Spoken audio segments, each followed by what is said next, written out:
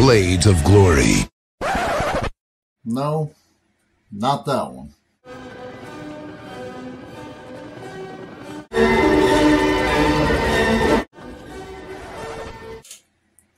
Sometimes driver's training doesn't always go as planned. I've always liked to play with fire.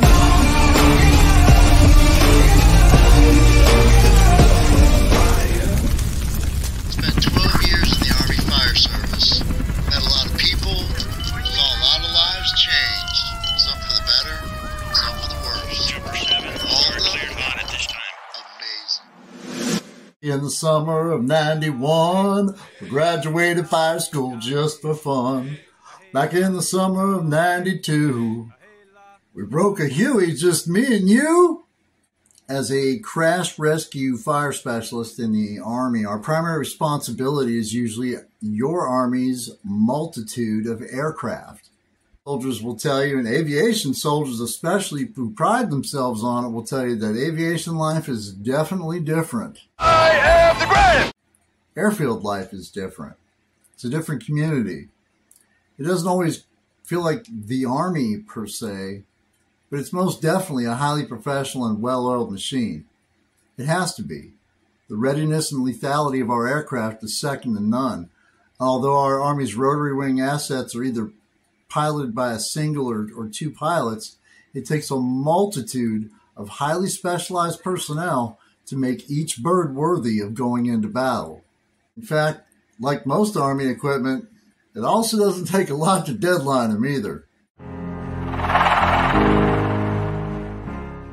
I was told by a Marine CH-46 crew chief and an AH-64 Apache pilot that an aircraft is nothing more than 6,000 moving parts being held together in the air with nuts and bolts.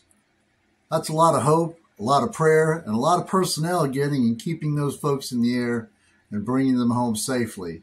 Thank God. Besides the neuropathy making me shaky Jake these days, if I'm being honest, I don't have the patience to be a mechanic, much less an aircraft mechanic.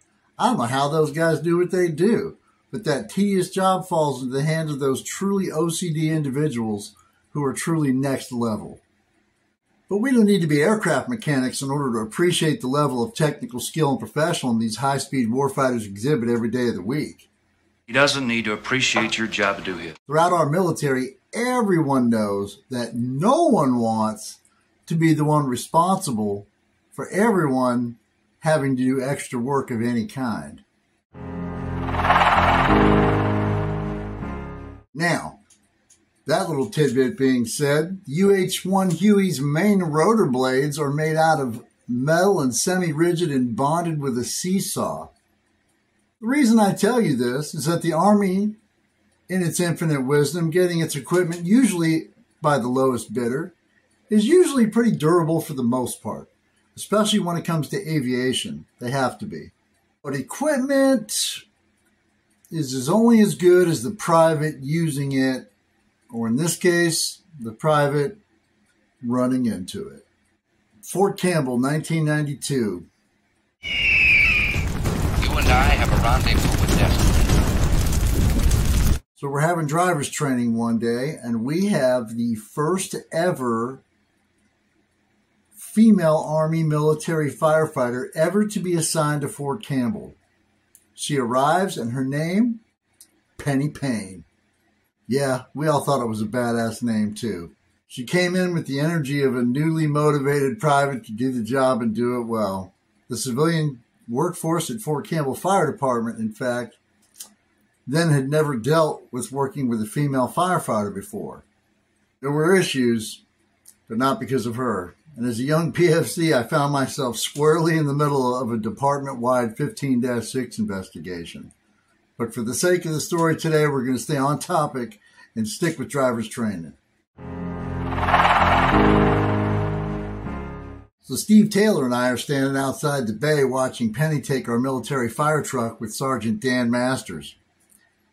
They all took off on the apron next to Hangar 1, the site of our homecoming from Somalia.